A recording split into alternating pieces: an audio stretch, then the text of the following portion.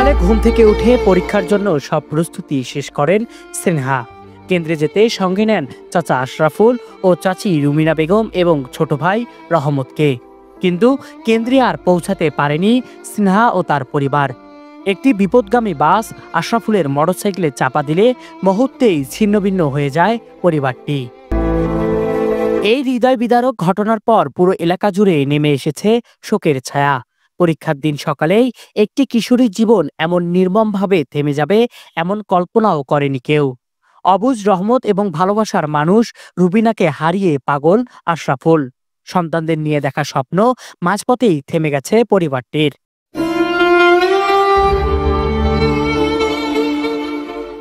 ঘটনাটি ঘটেছে রংপুরের কাউনিয়া উপজেলার মিরবাগ বেইলি ব্রিজ কৃষি কলেজের সামনে। একই পরিবারের ৩ জন নিহতের ঘটনায় শোকে স্তব্ধ হয়ে পড়েছে গোটা গ্রাম। এমন মৃত্যু মেনে নিতে পারছে না কেউই। আমরা প্রায় 10 বছর একসাথে চলাফেরা করছি। সে অনেক ভালো স্টুডেন্ট ছিল, আমরা তাকে হারিয়ে অনেক শোকাহিত।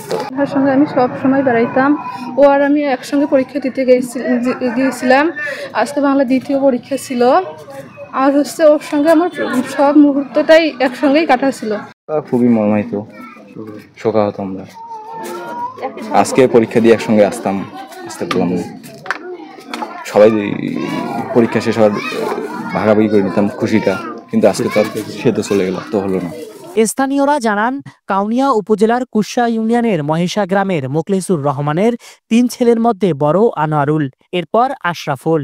আনোয়ারুল ও আশরাফুল মিরবাগ বাজারে যৌথভাবে লন্ডি ও সুতার দোকান পরিচালনা করেন। আনোয়ারুল ইসলামের 1 ছেলে ও 2 মেয়ে।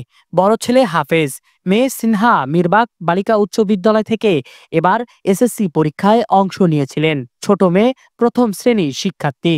এদিকে আশরাফুল ইসলামের 3 ছেলের মধ্যে বড় 2 ছেলে রায়হান ও রাহাত হাফেজিয়া মাদ্রাসার ছাত্র। 2 বছর বয়সের ছোট ছেলে রহমতকেও হাফেজ বানানোর ইচ্ছে ছিল আশরাফুলের, কিন্তু সেই স্বপ্ন আর পূরণ হলো না।